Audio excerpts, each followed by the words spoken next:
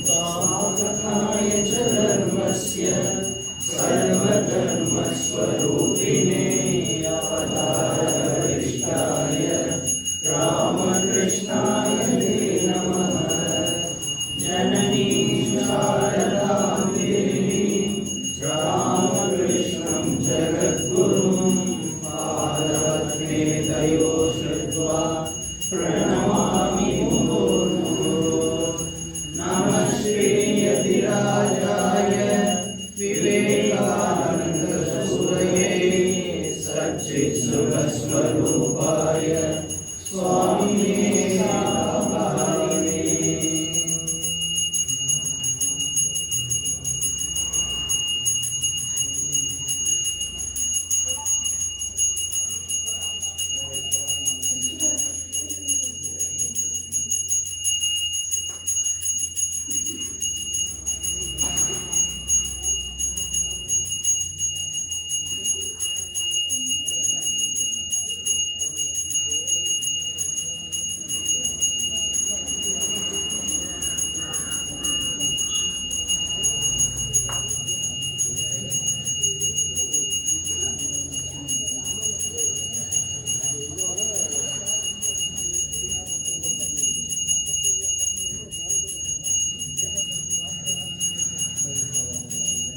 जय श्री गुरु महाराज जी की जय। श्री महामाई की जय। श्री स्वामी जी महाराज जी की जय। जय श्री संत सुरेश्वर स्वामी जी की जय। जय श्री कोटे मारियम्मा देवी की जय। जय श्री कोदंड राम स्वामी जी की जय।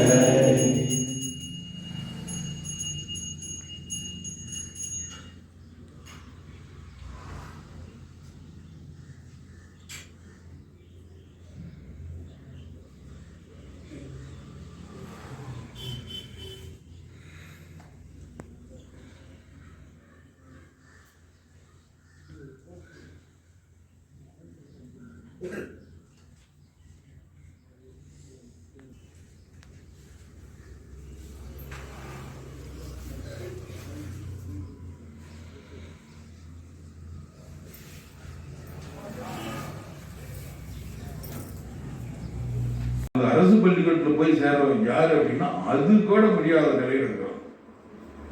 இப்போ அவன் தலைமுறையிலையாவது முன்னுக்கு வந்தான். நம்மள மாதிரி நம்ம கூட படித்தவங்கலாம் அரசு பள்ளியில் படித்து இன்னைக்கு பெரிய ஜட்ஜஸாக நிறைய பெரிய இண்டஸ்ட்ரியலிஸ்டாக இருக்கிறவங்க எல்லாமே நிறைய சின்ன சின்ன ஸ்கூல்ல இருந்து படித்து எப்படியோ முன்னுக்கு வந்தவங்க. இப்போ அதுக்கான எந்த ஹோப்புமே இப்போ கிடையாது. அரசு பள்ளியில் படித்தா சமூக விரோத செயல் செய்ய மட்டும்தான் முடியுங்கிற மாதிரி போய்கிட்டு இருந்துச்சு. எல்லா பள்ளிகள்லையும் கஞ்சா, போதைப்பொருள் உங்களுக்குலாம் தெரியுமா என்னன்னு அப்படிதான் போகுது. நம்ம நாட்டுப்பள்ளியில் ஒரு ஸ்டூடெண்ட்ஸ் ஹோம் வச்சுருந்தோம். அதில் 50 பசங்க படித்தாங்க. போன வருஷம் இருந்து அதை நிறுத்தியாச்சு. ஏன்னா நம்ம பசங்க மட்டும்தான் நம்ம ராமகிருஷ்ண மிஷனில் நம்ம பசங்க மட்டும்தான் அந்த நம்ம பள்ளி இல்லாத அரசு பள்ளிக்கு படிக்க போகிறாங்க. இவங்க இங்கே கூட ஒரு 7-8 பசங்க இருக்காங்க. அங்கே போனால் இந்த வாத்தியார் வர்றதில்லை, யாரும் சொல்லிக் கொடுக்கறதில்ல. இந்த கெட்ட பழக்கம் நிறையா நம்ம பசங்களே இங்கே வந்து சொல்கிறாங்க, மகராஜ் நம்ம என் கிளாஸில் போய் இதெல்லாம் வாங்கி போட்டுருக்கோம், அதெல்லாம் போட்டுருக்காங்க, எங்களையும் போடுங்கிறாங்க அப்படின்னு. இப்படி போகுது. எப்படி இந்த நாடு மேலுக்கு வரப்போகுது? நிறைய எல்லாருமே படிச்சிருக்கு. இப்போ யாரை கேட்டாலும் நல்லா படிச்சிருக்காங்க. அரசாங்க அலுவலர்களுக்கு மாதிரி இல்லாமல் நிறைய சம்பளம். அதுக்கப்புறம் இவ்வளவு வசதி இருக்கிறவங்ககிட்ட லஞ்சம் வாங்குறது ஒரு வகை. எந்த வசதியும் இல்லாதவங்ககிட்டே லஞ்சம் வாங்கியே தீர்வேன்ட்டு பிடிவாதமாக இருக்காங்க. அரசியல்வாதிகள் அவங்க கையில் தான் மொத்த விஷயமே இருக்கு. நேர்மையான ஒரு அரசியல்வாதி நான் வாங்கி பார்க்க முடியல. ஒரே ஒருத்தருக்கு இவர் அப்படி போகுது.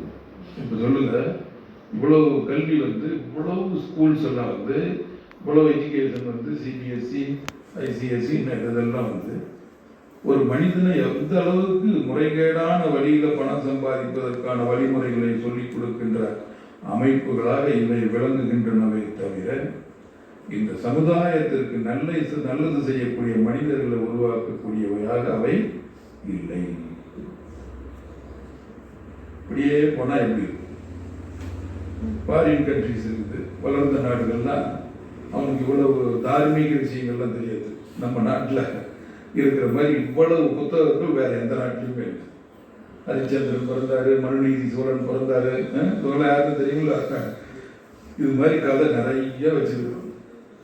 ஆனால் இந்த நாட்டில் தான் இப்போ ஒரு சின்ன விஷயம் கூட முறைகேடு இல்லாமல் நடக்க மாட்டேங்குது. வேற இப்போ ஃபாரின் இந்த வளர்ந்த நாடுகளை பார்த்தோம்னா அவங்களுக்குலாம் ஒரு எத்திக்ஸ் இருக்குது, ஒர்க் எத்திக்ஸ் இருக்குது. அவங்களாம் இப்போ 400-500 வருஷத்து நாகரிகம். நம்ம நாகரிகம் 15,000 வருஷம், 20,000 வருஷம், திருவள்ளுவர் 2000 வருஷம். அவங்களுக்கு இந்த வேலையை செய்யணும்னா கரெக்டாக செஞ்சு முடிச்சுட்டு போயிடும். அவங்களுக்கு அந்த ஒர்க் எத்திக்ஸ் இருக்குது. அதுக்கு மேலே அவன் தப்பு பண்ணுவானா பண்ண மாட்டான்னு நாம் சூப்பர்வைஸ் பண்ண வேண்டிய அவசியம் இல்லை. இப்போ நம்ம நாட்டில் தான் இவ்வளவு மகான்கள் தோன்றிய நாடு, இவ்வளவு ஆன்மீக நூல்கள் தோன்றிய நாடு, இவ்வளவு நீதி சாஸ்திரங்கள் தோன்றிய நாடு, எல்லாமே இருக்குது. இப்போ எங்கே மனிதர்கள்? இப்போ நாம் நினைச்சு பார்த்தோம்னா இப்போ இருக்கிற இந்த சூழ்நிலை மாறி இப்போ 100ல் 10 பேர் நல்லவங்க இருக்கிறாங்க அப்போ ஒரு சமுதாயத்தில். அப்படிங்கிற மாதிரி 100ல் 90 பேர் நல்லவங்களாகிறதுக்கு இன்னும் எத்தனை ஆயிரம் வருஷம் ஆக போகுது. ஆகவே இப்போ நாட்டுக்கு ஏற்பட்டிருக்கின்ற மிகப்பெரிய பஞ்சம் நல்லவர்களுக்கான பஞ்சம்.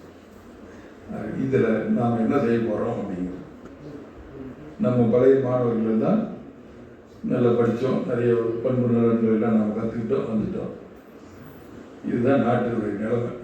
அதுவும் இதுக்கு தகுந்தாற் போல நீங்களாம் ஏதாவது ஒரு வகையில் தொண்டு செய்யறதுக்கு முயற்சி செய்ய வேண்டும். அதுதான் எங்களுடைய வேண்டுகோள். எல்லாரும் நாமளே செஞ்சுட்டு இருக்க முடியாது. நீங்களும் இந்த பெரிய வேள்வியில் கலந்து கொள்ள வேண்டும். பகவான் ஸ்ரீ ராமகிருஷ்ணர் தோன்றினார்.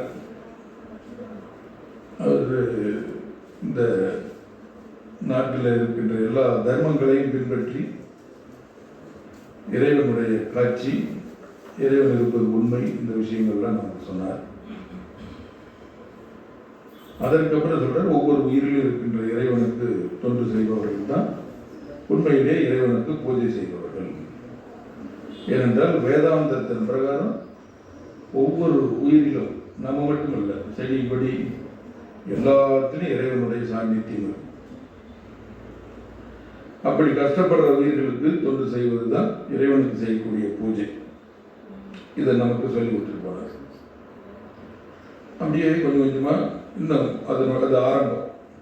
அதனுடைய உள்ள நோக்கி போகும்போது மனிதனுடைய நோக்கம், மனித வாழ்க்கையின் நோக்கம் இறைவனை புரிந்து கொள்வது, இறைவனை அறிந்து கொள்ள வேண்டும்.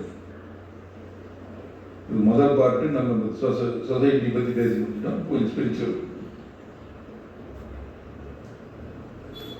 நாம் வாழ்கிறப்போ பிறந்தோம், சின்ன குழந்தையாக வாழ்ந்துட்டு இருந்தோம், விளையாடிட்டு இருந்தோம், படிக்க வந்தோம், படித்தோம், வேலை கிடைச்சது, வேலை செஞ்சுக்கிட்டு இருந்தோம், திருமண வாழ்க்கை, அப்புறம் குழந்தைகள், அப்படியே வந்துகிட்டே இருந்தோம். இப்போது குழந்தைகள் எல்லாம் பெருசாகிட்டாங்க, அவங்க அப்படியே போகுது. அதுக்கப்புறம் இப்போ கொஞ்சம் முதிய பருவத்துக்கு வந்து சேர்ந்துட்டோம். எல்லாருமே இப்படி தான் வந்தாகணும். அவ்வளோ சீக்கிரம் நம்ம வயசாகிறது நமக்கு கண்ணுக்கே தெரியாது. இப்போ தான் எல்லாரும் குழந்தைகளாக இருந்த மாதிரி இருக்கும், சின்ன வயசாக இருந்த மாதிரி இருக்கும். இப்போ தான் மேக்கப் போட்டு கல்யாணம் பண்ணிட்டு மாதிரி இருக்கும். ஆனால் பார்த்தோம்னா டக்குன்னு வயசான காலம். ஆதிசங்கர் சொல்லும்போது சொல்கிறார், காலக்கிரீடதி, காலையில் வருது, சாயந்தரம் போகுது, கோடை காலம் வருது, குளிர்காலம் வருது, இப்படி மாறி மாறி பருவங்கள் போயிட்டே இருக்குது. காலக்கிரீடதி கச்சதி ஆயுவு, அதாவது காலமானது விளையாடுகிறது, ஆயுளானது போய்கொண்டே இருக்கிறது. காலம் விளையாடுறது ஏன் விளையாட்டுன்னு இந்த வார்த்தை ஏன் சொல்றாருன்னா, நம்ம குழந்தைகள்லாம் விளையாடிட்டே இருக்கும். 1 மணி நேரம் 2 மணி நேரம் ஆனாலும் தெரியாது. இப்போ நம்மளுக்கு செல்ஃபோன் எடுத்துட்டு ஏதாவது விளையாடிட்டு இருந்தோம்னா எவ்வளோ நேரம் ஆனாலும் தெரிய மாட்டேங்குது இல்லையா? திடீர்னு பார்த்தா 2 மணி நேரம் ஆகிப்போச்சு அப்படின்னு பார்க்குறோம். அந்த மாதிரி காலம் விளையாடிட்டு டக்குன்னு திரும்பி பார்த்தா முடியெல்லாம் நரைச்சிருக்குது, முடியெல்லாம் கீழே வேறு கொட்டி கொடுத்து, கை காலெல்லாம் நடுக்கமாக இருக்குது, கீழே உட்கார முடிய மாட்டேங்குது, டயபெட்டிஸ் செக் பண்ண வேண்டியதாக இருக்குது. அப்படியே போயிட்டு வயசாகிட்டு போட்டிருக்குது அப்படின்ட்டு ஒரு இது வந்துருக்கு. அது மாதிரி இப்போ இதில் என்ன நாம் செய்ய வேண்டியது, அதுதான் ராமகிருஷ்ணர் போன்ற ஞானிகள் எல்லாம் சொல்லிட்டு போனாங்க. நம்ம நாடு மாதிரி இவ்வளவு ஆத்மீக விஷயங்களை சொன்ன நாடு எங்கேயுமே கிடையாது. ராமகிருஷ்ணர் ஒரு சின்னதான ஒரு கதை சொல்கிறார். சின்ன சின்ன கதைகள் மூலம் அவர் நமக்கு நிறைய நல்லது சொல்லுவார், எல்லாருக்கும் புரியுற மாதிரி. அவர் ராமகிருஷ்ணர் வர்றதுக்கு முன்னாடி ஒரு பகவத்கீதை படிக்கணும், உபனிஷத்துக்களை படிக்கணும், பிரம்மசூத்திரம் படிக்கணும், தேவாரம் திருவாச்சகம் படித்தா யாராவது புரியுமாப்பா? தமிழில் திருக்குறள் யாருக்காவது படித்து ஒரு குறளுக்கு விளக்கம் சொல்ல முடியுமா? திருக்குறள் எதுக்குன்னா மனப்பாட பகுதி. அது ஒரு எழுத்து கூட விடாமல் எழுதுனோம்னா மார்க் கிடைக்கும், அவ்வளோதான். இப்போ இவ்வளவு இருக்குது, அதெல்லாம் படித்து நம்மளால சரியா தெரிஞ்சுக்க முடியாததுனால பகவான் ஸ்ரீ ராமகிருஷ்ணர் வந்து எல்லாத்தை எளிமைப்படுத்தி ஒரு சின்ன சின்ன கதை மூலம் சொல்கிறார். அவர் ஒரு வேடிக்கை ஒரு கதை சொல்கிறார். ஒரு நாள் ரொம்ப நிறைய படித்த ஒரு பண்டிதர், அவர் இந்த ஊர்லேருந்து அந்த ஊருக்கு போக வேண்டியது இருந்தது. அதனால் அந்த ஊரில் படகு தான் நிறைய கிலோமீட்டர் கணக்கில் போவாங்க. அங்கே கங்கையில் போயிட்டே இருந்து அந்தந்த ஊருக்கு போவாங்க, திரும்பி வருவாங்க. கையில் செலுத்துகிற படகு அந்த காலத்தில். அதில் ஏறி உட்காந்துறாரு, இந்த படகு வட்டி போயிட்டே இருக்கிறாரு. இவங்க 2 பேர் மட்டும் போகிறாங்க. அப்படி போகும்பொழுது 2 பேரும் கொஞ்சம் நேரம் பேசிக்கிட்டு இருந்தாங்க. ஒரு கேள்வி ஒரு கேட்க ஒரு கேட்க,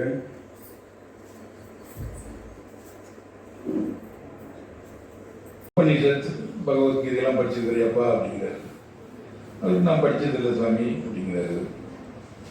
அப்படியா, என்ன அதெல்லாம் ரொம்ப முக்கியமானது, நம்ம நாட்டில் ரிஷிகள்லாம் அதை சொல்லியிருக்கிறாங்க, அது படிக்காமல் இப்போ வாழ்க்கையில் ஒரு கால் பகுதியை வீண் பண்ணிட்டியாப்பா அப்படிங்கிறாரு. கொஞ்சம் நேரம் அப்படியே பேசிட்டு போயிட்டு, சரி இந்த தேவாரம் திருவாச்சகம் இது இல்லாமல் அது படிச்சிருக்கியா அப்படின்னு. அதுக்கு ஒன்றும் படிக்கிற சாப்பிட்டாலும் படிக்கவே தெரியாது, நான் இந்த படகு ஓட்டி தான் படிச்சுக்கிட்டு இருக்கிறேன் அப்படிங்கிற. இப்படியே பேசிக்கிட்டே போகிறாரு. உனக்கு உன்னுடைய கால் பகுதி வாழ்க்கை வீணாச்சு, அரை பகுதி வாழ்க்கை வீணாச்சு, முக்கால் பகுதி வாழ்க்கை வீணாச்சுப்பா, இதெல்லாம் கூட தெரியாமல் நீ வாழ்ந்துட்டு இருக்கிறியா அப்படிங்கிற. திடீர்னு இப்போ அந்த ஆற்றுல இதாகி கொஞ்சம் தண்ணியெல்லாம் அலைகள் எழுப்பி படகு ஒரே ஆட்டம் காணுது. அப்போ அந்த படகு ஓட்டி அதை சமாளித்து பார்க்குறாரு, முடியல. அப்போ அந்த படகு ஓட்டி ஒரு கேள்வி கேட்குறாரு, சாமிஜி உங்களுக்கு நீந்த தெரியுமா அப்படிங்கிறாரு. அவர் எனக்கு நீச்சல்னு தெரியாதுப்பா அப்படிங்கிறாரு. இப்போ உங்களுக்கு முழு வாழ்க்கையுமே போகும்போது எனக்கு கொஞ்சம் நீச்சல் தெரியும், நான் கிளம்புறேன் அப்படின்ட்டு. அது மாதிரி நாம குருமராஜ் சொல்றது ஒரு சின்ன உதாரணம். இது நமக்கு தான் சொல்றாரு. என்ன சொல்றாருன்னா, நாம இந்த உலகத்தில் இருக்கிற அத்தனை விஷயங்களையும் நல்லபடி நல்லா கற்றுக்கிறோம். எந்தெந்த திறமைகள் சக்திகள் தருவாங்க, என்னென்ன திறமைகள் இருக்குதோ, என்னென்ன படிப்பு இருக்குதோ எல்லாத்தையும் கற்றுக்கிறோம். ஆனா எது நம்மை காப்பாற்றுமோ, எது நம்ம ஆபத்திலிருந்து நம்மளை கரை சேர்க்குமோ, எதை படித்தா நாம் அந்த மனித பிறவி நிறைவடையுமோ அந்த கல்வியை நாம கற்றுக்கொள்வதில்லை. நம்ம கூட படித்த சில பசங்கள்லாம் இருப்பாங்க, உங்களோட படித்தவங்கெல்லாம். அப்போ நீங்கள் படிச்சுட்டு நீங்கள்லாம் நல்ல வேலை வாய்ப்போடு வந்துருப்பீங்க. நம்ம கிளாஸ்மேட்டில் 2 ஒருத்தர் படிக்காத அளவுக்கு என்ன பண்ணுவோம், வீட்டுக்கு போய் விவசாயம் பண்ணிக்கிட்டு இருப்பாங்க இல்லையா. 2 ஒருத்தர் இங்கே ஒன்றும் சமாளிக்க முடியல, நாங்கள் போயிடுவோம். அந்த மாதிரி நல்லா அந்த ஞானிகள் சொன்னதையும் மகான்கள் சொன்னதையும் குருமராஜ் சொன்னது யாரெல்லாம் நல்லா படிச்சுட்டாங்களோ உங்களை மாதிரி வாழ்க்கையில் மேலே வந்து சேர்ந்துடலாம். அது படிக்காத 2 ஒருத்தர் விட்டுறதுனால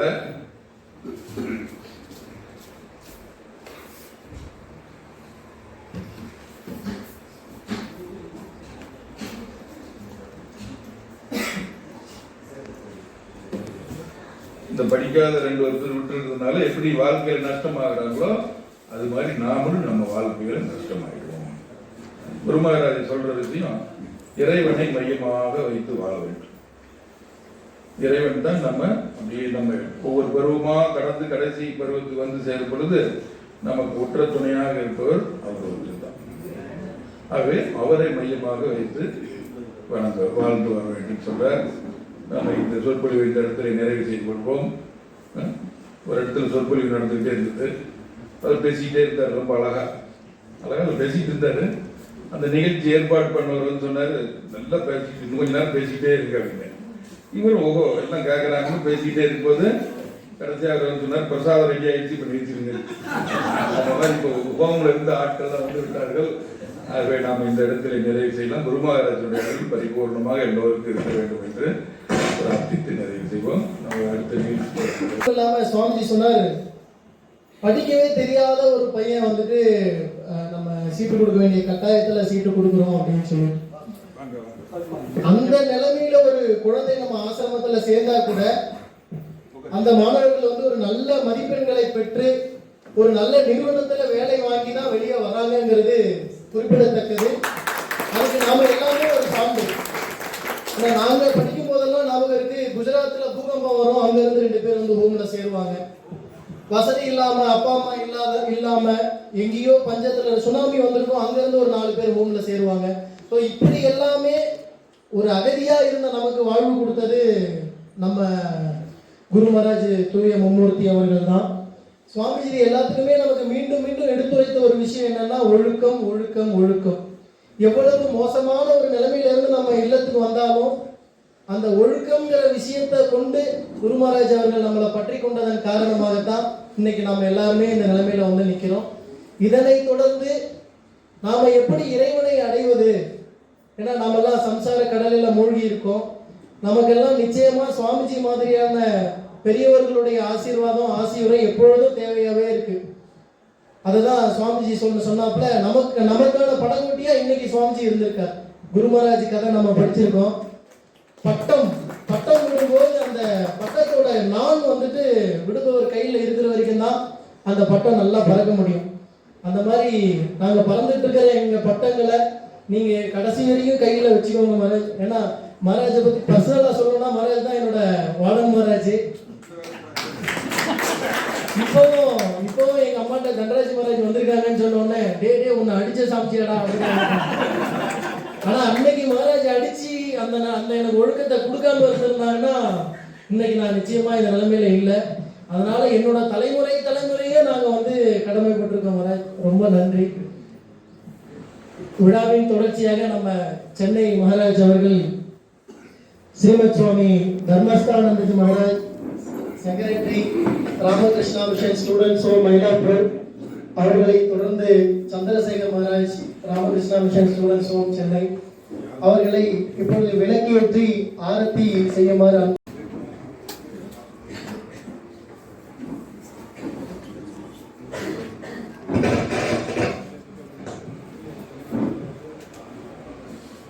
முதலாவதாக சமஹிதானந்தஜி மகாராஜ் அவர்கள் குத்து விளக்கேற்றி விழாவினை தொடங்கி வைக்கிறார்.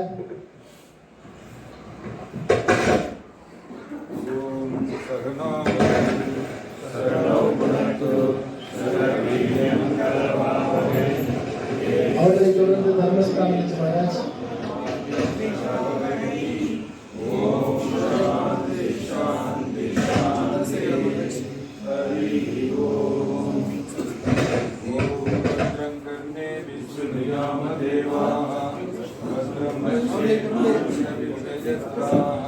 ராஜகோபாலன் சார்.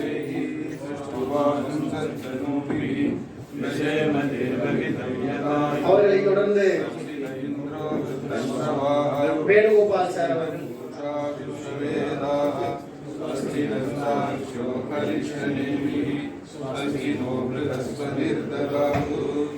ஓம் சாந்தி சாந்தி சாந்தி. ஹரி ஓம்.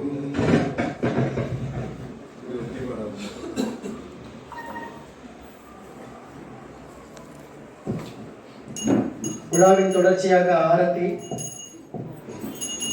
ஓம் ஸ்தாபகாய ச தர்மஸ்ய சர்வதர்மஸ்வரூபிணே ஆகஹார வரிஷ்டாய ராமகிருஷ்ணாய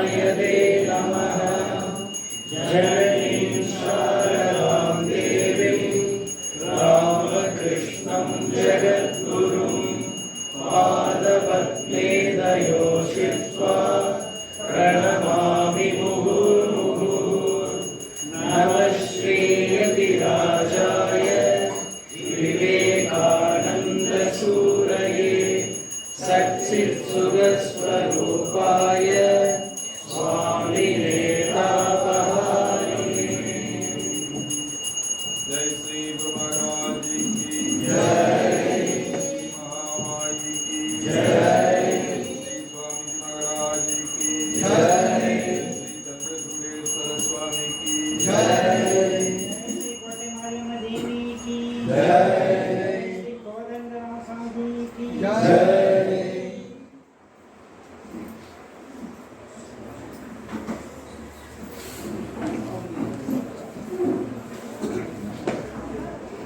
சுவாமிஜி பெருமக்களை மேடையை அலங்கரிக்குமாறு அன்போடு கேட்டுக்கொள்கிறோம்.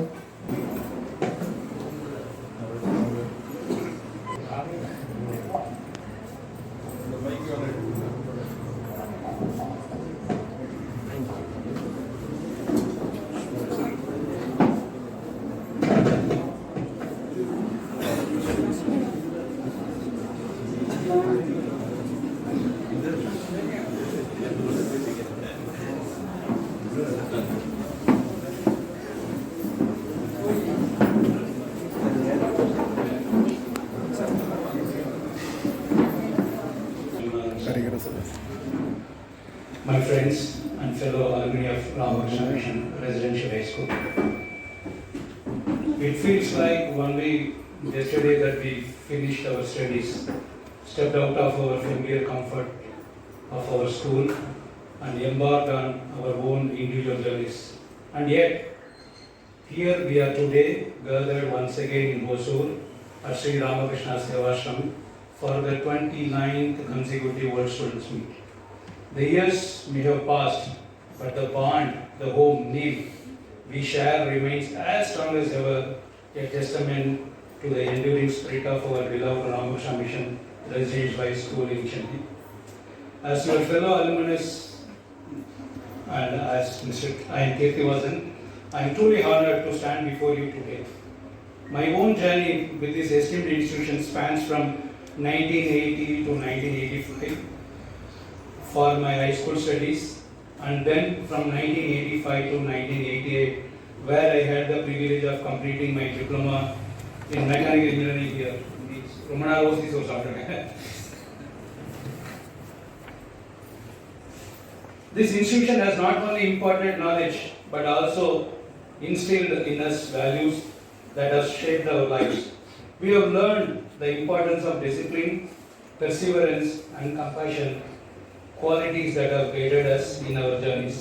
Today, as we see familiar faces and rekindle our old friendship and take a moment to express our gratitude to the teachers who have nurtured us and to the institution that has provided us a strong foundation. I would like to extend my special tribute to some of our remarkable teachers, I think most of us can connect, who have made a lasting impact on my time at the school. Mr. Ramakrishnan, our science teacher, ignited our curiosity about the world around us. Mr. R. Mohan, very tough teacher, our maths teacher, taught us the value of logical thinking and problem solving. Mr. Godandam, our Tamil teacher, instilled in us a love for our language and culture. Mr. Kupusamy, our history and geography teacher, brought history to life and broadened our understanding of the world. And let's not forget Mr. Koduthu. It's a really dare, our headmaster, who guided us with his stern and yet compassionate demeanor. These teachers, along with many others, have played a major role in shaping our class into the individuals we are today. Their dedication, passion and unwavering support have inspired us to strive for excellence in all our endeavors. And how can we forget Mr. Ranganathan, our teacher in 6th standard, our starting class in Ramakrishna Mission. He had the unique gift of bringing the Puranas and Itihas to life with his captivating stories, a rare and precious gift that instilled in us a love for our enriched cultural heritage. Of course, I know that many of you have your own cherished memories of teachers who shaped your time at the school. This is a place where many generations have been shaped, and this meet is for all of us. Beyond the classroom, we also forged the lasting memories on the sports field. The school's excellent sports facilities, including the cricket ground, basketball, volleyball court, table tennis and badminton facilities, provided us with opportunities to develop our physical abilities, to learn teamwork and build camaraderie. See, regarding sports facilities, the families from Bangalore, they can understand. Most of the schools in Bangalore don't have a ground at all. So this is a very big, a gift to us. This 29th World Students Meet is just not a reunion, it's a celebration of spirit of Ramakrishna Mission Residential High School. It's a chance to relive our cherished moments, share our experiences and strengthen the bond that connects us. Let us make the most of this occasion, reminiscing about the past and looking forward to the future. I extend my warm welcome to each and every one of you. Let us make this gathering a memorable one, filled with laughter, joy and renewed sense of belonging. Thank you so much. I also thank to the Mr. Dination Party, Sarada Isaikulvida. Really they set the atmosphere for the day, followed by Swami Samidanand Maharaj. Thank you so much. It's a fantastic day. So let us move to the next program. Self-introduction.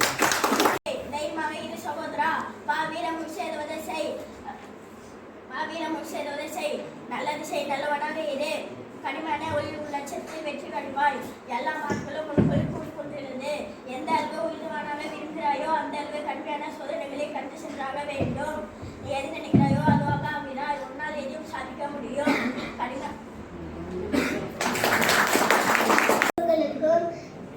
மற்றும் பெரியவர்களுக்கும் இனிய அன்பான காலை வணக்கம். நான் 3ஆம் வகுப்பு படிக்கிறேன். என் பெயர் வி. கிரிஸ். இப்பொழுது சாமி விவேகானந்தர் பொன்மொழிகள் கூற வந்துள்ளேன். சுமைகளை கண்டு நீ தூந்து விடாதே, இந்த உலகத்தை சுமக்கும் பூமியை உன் காலடியில் தான். உங்களை நம்புங்கள், உலகம் உங்கள் காலடியில் இருக்கும். இதயத்திற்கும் மூளைக்கும் இடைவெளியில் மோதலில் உங்கள் இதயத்தை பின்பற்றுங்கள். உங்களை பலவீனமாக நினைப்பதே மிகப்பெரிய பாவம். உன்னத தியாகம் செய்தாலே மட்டுமே பிறரின் இதயத்தை நீ வெல்ல முடியும். நீ எதை நிற்கிறாயோ அதுவாய் ஆவாய். உன்னை வலிமை உடையவன் என்று நினைத்தாய் வலிமை படைத்தவன் ஆவாய். மிகப்பெரிய உண்மை, பலமே வாழ்வு, பலவீனமே மரணம்.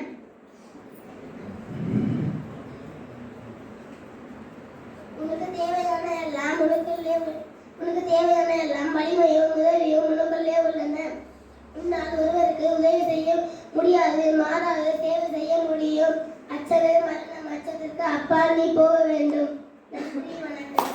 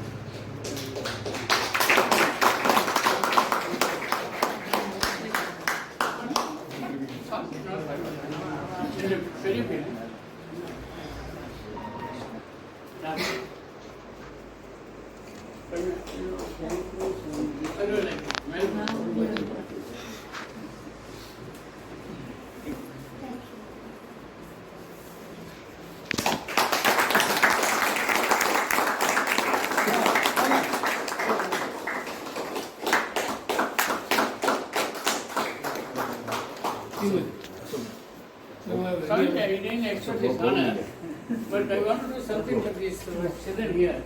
This is my humble contribution.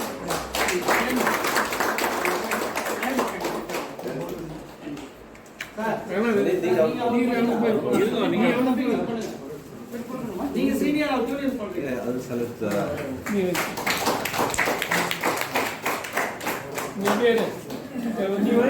வர you don't say nana vara we belong to the same place necessity garu podu junior ke erukum baba bol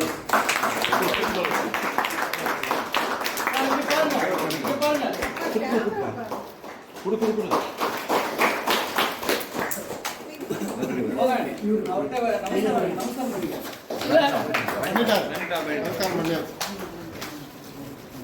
Thank you. Okay, thank you. Best cricket player, former cricket player. நம்ம கண்ணு மாதிரி புரியுற மாதிரி சொல்லியிருக்காங்க. Thank you sir. Next பார்த்தீங்கன்னா ஒபிசூரி ரெஃபரன்ஸை வழங்க வருகிறார் நம்ம ஜெப்பு சார்.